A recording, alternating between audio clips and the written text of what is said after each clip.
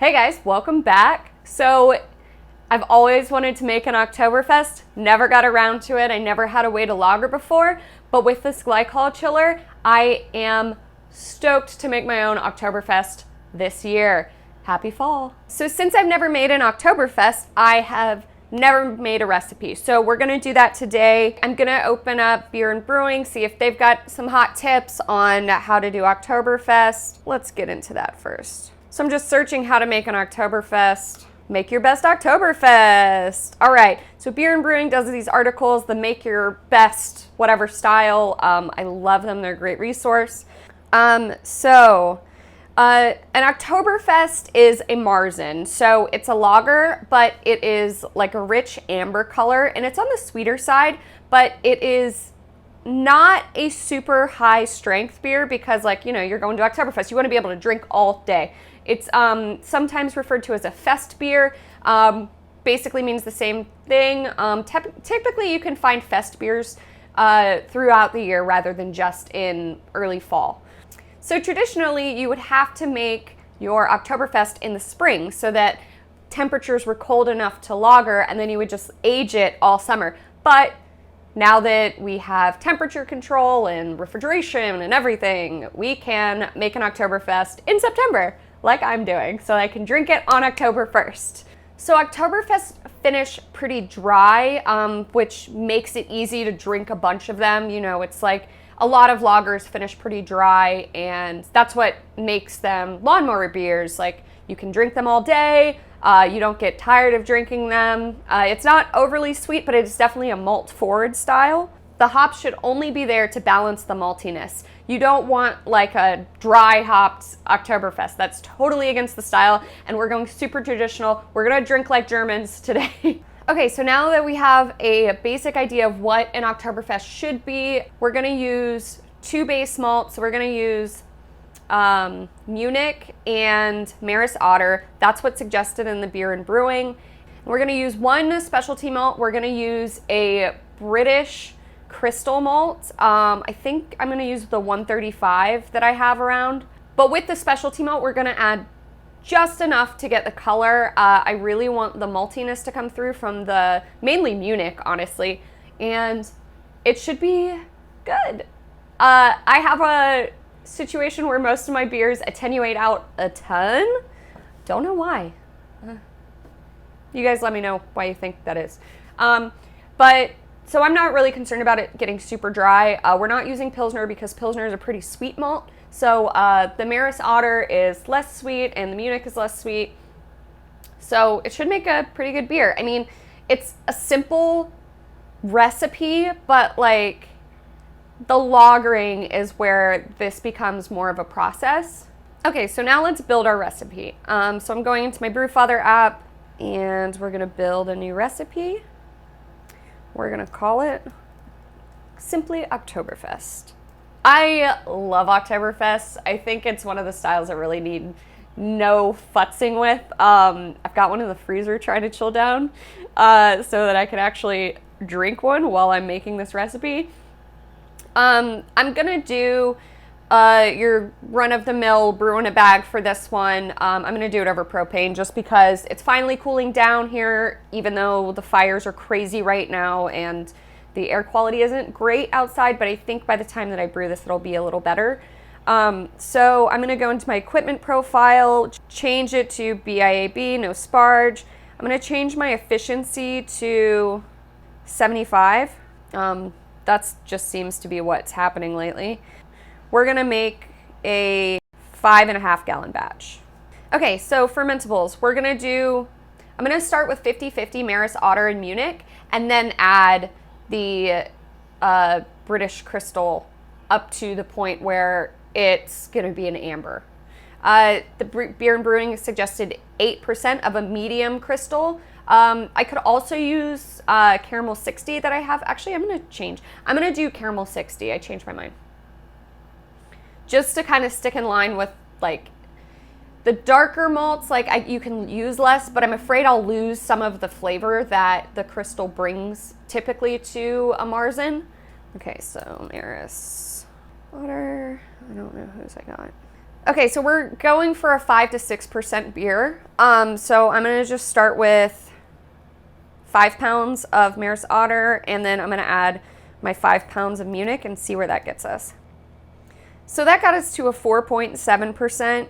I'm going to now add around 8%, which is gonna take me some math. I'm just gonna do it. I found this out the other day. So the caramel and the crystal, they're basically the same kinds of malt, but they're called caramel or crystal depending on where they're made. So I believe crystal is America and caramel is the UK. So past Sarah doesn't know what she's talking about. The opposite is actually true. So crystal malt refers to the English version, which is only roasted and not kilned. Caramel malts is an overarching term, so it refers to both kilned and roasted malts. So a crystal malt can be a caramel malt, but a caramel malt doesn't necessarily mean it's a crystal malt. Make sense? So let's start with 1 pound and see what that gets us. So 1 pound is 9% of the total yield. I'm going to change it to 0.8 pounds. Okay, so 7.4%.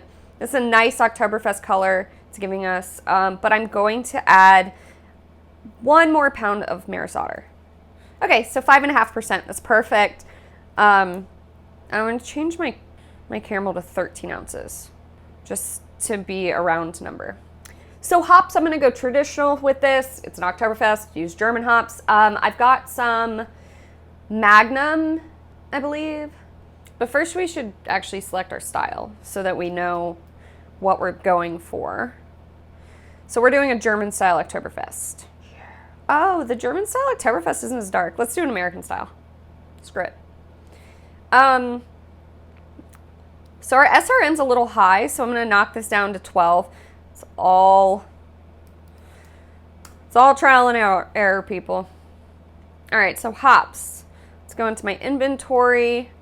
Oh, cool. You can kind of search like by country. So I've got, actually, let's do a Hallertau Blanc. It is I guess I don't have any Magnum. So Hallertau Blanc is a tropical hop. It's actually very similar to Cascade because it's a daughter of it. It was bred in Germany to appease the demand for American style hops, like for IPAs and whatnot. So it's good we're making an American Oktoberfest and not a German one. I'm just gonna start with 1 ounce and see where that gets us. That's at 60. I'm gonna knock that down to, actually it's just for bittering, so I'm gonna keep it there. So 1 ounce got us to the very highest level of IBUs that you want in this beer. So 30 IBUs is not a ton. And honestly, I'm kind of expecting this to be a little higher ABV than 5.5, just because I know myself and I know it's probably going to drop down to below the final gravity of 1.014. And now I'm going to go see if my beer is cold. One thing I love about Oktoberfest season is that you can get like awesome lagers at Safeway. So, you know, Sam Adams, whatever. It's almost cold. All right. That is what an Oktoberfest should look like. Crystal clear, amber in color. It's so good. I love, like even lukewarm, this is fantastic. Okay, anyway, let's get back to it. So I'm gonna use just my standard LA water with pure filter. The mash profile, I'm gonna do a 60-minute mash. I'm gonna keep it at 152. It's a medium fermentability, which I think is gonna be fine. I actually already ordered my yeast, so I got White Labs Oktoberfest. So they're Oktoberfest Marzen lager. So I'm just gonna add that. I'll probably make a starter for that because it's been in my fridge for a minute. I knew I was gonna make an Oktoberfest this year.